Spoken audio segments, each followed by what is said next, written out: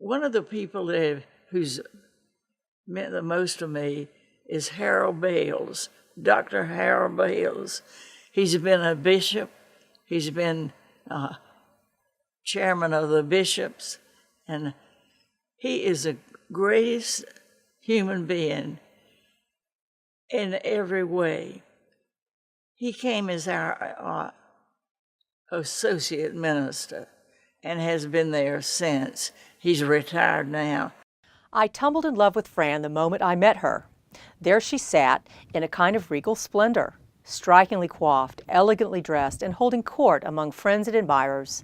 She was the quintessential Southern grande dame, as if afloat on a magnolia sea. Whoa!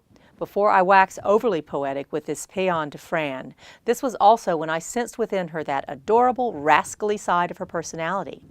As I soon came to know her, I discovered the deep spiritual dimension that Fran exhibits. This endears her to us. God is, and will continue to be, good to her. Fran is a congenital teacher. She loves to teach because she loves her students, and they know it. Be with her in a public place and watch as a steady flow of former students from her classrooms through the years stream past to tell her of their love and admiration. I learned quickly that Fran is a master of classic wisdom about life, people, faith, leadership, and all the elements that shape a civilized culture. I can sit with her, confide in her, and learn from her. I learned that I can trust her judgment and her candor. Always the teacher, Fran is quick to correct, but always with a tender touch. We end our moments together with a prayer. This, too, is a teaching moment. No commentary about Fran can possibly be complete without a word about her reputation as the greatest party hostess in Cabarrus County. She has nearly as many friends as Jesus. As we sing, "What a friend we have in Jesus," and Jesus sings, "What a friend I have in Fran." He enjoyed a good party, and so does Fran. Always a huge crowd turns out. Great food abounds, and marvelous inspirational music rings out. Fran is our favorite party animal. Fran and I enjoy lots of friendly banter. This may surprise others when coming from such dignified souls as we. We don't get overly rowdy, but we do have fun. When I learned that Fran was born in Mount Olive, North Carolina, the pickle capital of the world, I soon dubbed her the finest pickle ever produced there. It is true, she's a real dilly.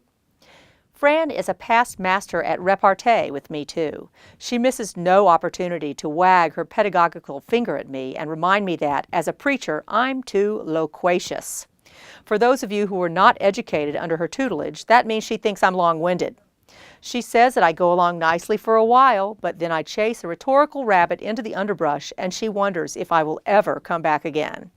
Alas, I am unable to convince her that I know exactly what I'm doing and that I have spent years of practice and self-denial to master this oratorical art. Despite her harsh critique, when I do achieve a degree of rare brevity, she is lavish in her praise and always does it publicly. She has inspired me to discipline myself in this, that I plan to have chiseled on my tombstone. Eventually, he was short and is now quiet.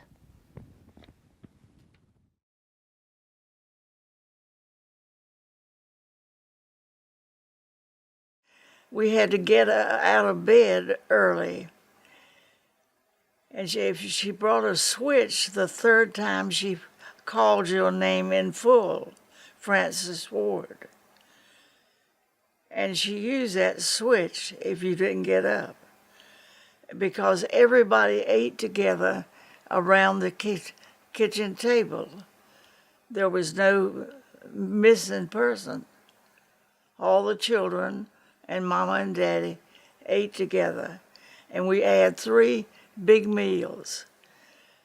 Breakfast was country ham or sausage and bacon and scrambled eggs or whole fried eggs. Fluffy stood up like that because they were in a lot of grease, and the egg was fluffy. And for supper sometimes, my father and I would have a 3-egg sandwich. And it was this fluffy, well-done egg. Delicious.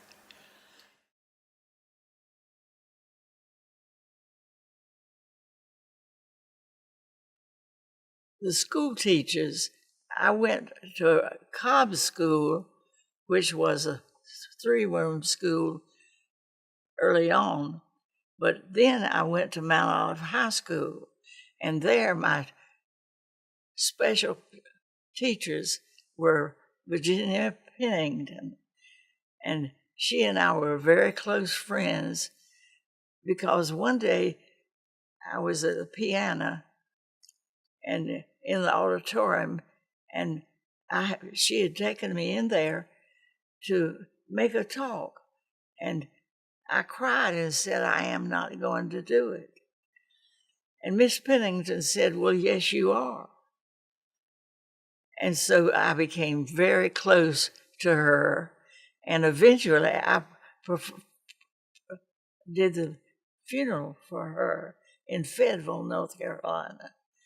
Many years, long years, she came to Kannapolis to visit me, and she was a very great friend. And she was very ill, and she was about 5 feet tall, and she was a little bit chunky, but she had the greatest personality you ever saw in a human being. And we were real chummy, I'll say, in Mount Olive. They probably would use that word. And the other person, Miss Watkins, was a lady from Virginia. She taught geometry, but she was a real lady, and she dressed beautifully every day, and she wore the best perfume. So I've forgotten the title of it now, but at school, she always smelled like this wonderful perfume, and you could know that she was walking down the hall because she wore that perfume. Miss Louise Watkins was her name, and I had her in the 10th, in the 11th and 12th grade.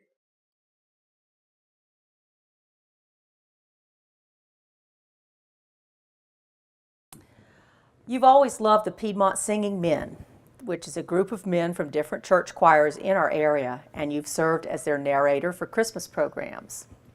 Tell me about that experience and any thoughts about their leader, Randy Childers. Randy is one of my favorite people in the world. He is smart as a whip.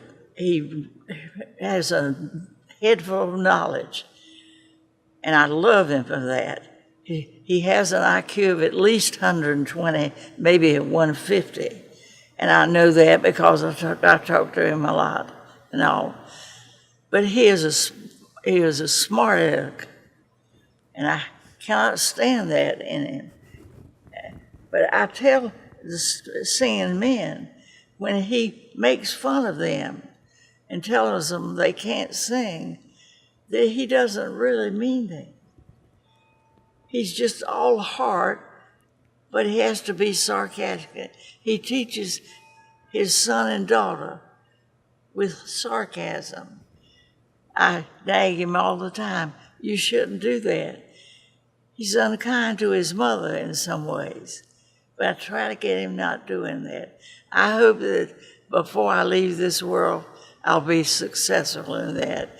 But I love him to death, and I love to hear him sing, and I love to have him in our programs. And he puts on a program for me every year. Well, I didn't realize that you had been their narrator.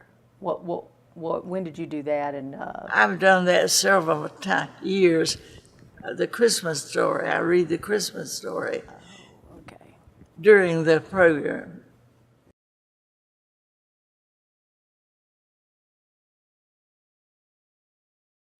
Well, I think people ought to give more than they do to people in need. You know, I don't give to God's supper table much, but I do give to people who need money to eat on. You know, but they don't know it. That doesn't make any difference whether they know it or not. But generosity is something you probably are born with. I come from a generous family, and I have a generous spirit that I would like for other people to live like I do.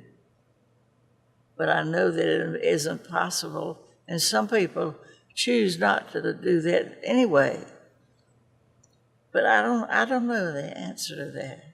Well, there's a joy in generosity, and if someone isn't able to be that way, they're really missing out on a Yeah, blessing. they are.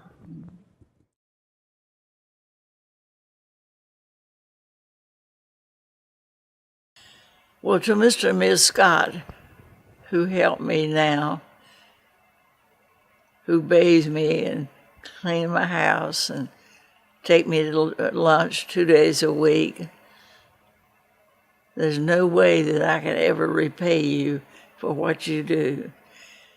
And they enable me to live in my house and to where I want to, do what I want to, and never criticize me in any way. And they're wonderful help. B. Henson provides a great deal of help for me. She can wait on me 24 hours a day if she wants to. Maybe she doesn't always want to, but she plans the way I live. She takes me on every trip, and she plans what I eat. And she goes out and buys me lunch or gets me lunch. She organizes the people that stay with me, and she keeps all the bills and things, and turns that in at the end of each month for those people who fill out forms for what they do. And she's a valuable, valuable help all the time, and I love her greatly. Ms. Bush is a teacher at A.L. Brown. She's a young girl. She spends the nights with me.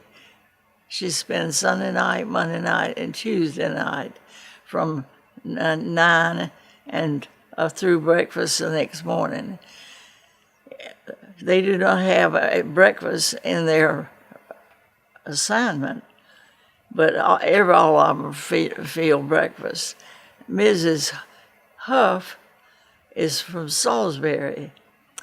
She waits on people, and she spends Wednesday night, Thursday night, Friday night, Saturday night with me every week, and cooks my breakfast and cares for all my needs. She does baths some for me.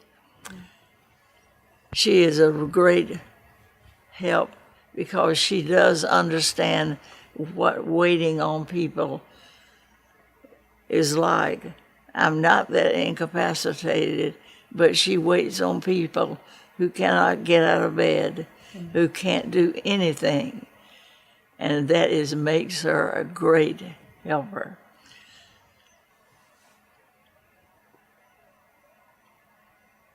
And I was trying to think if there were others.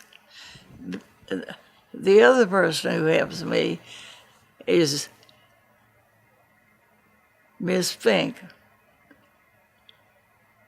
Millie Fink.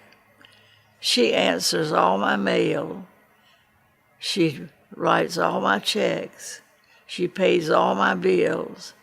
She comes and stays many hours with me, takes me where I need to go, and she writes beautifully.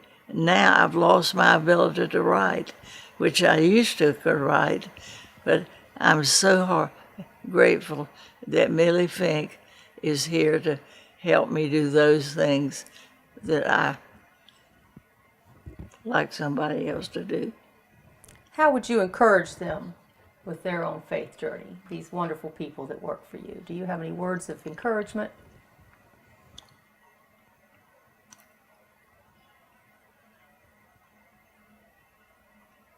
just put up with these people you have to look after, whether they are always kind to you, if you just put up with it and know that sometimes they feel bad.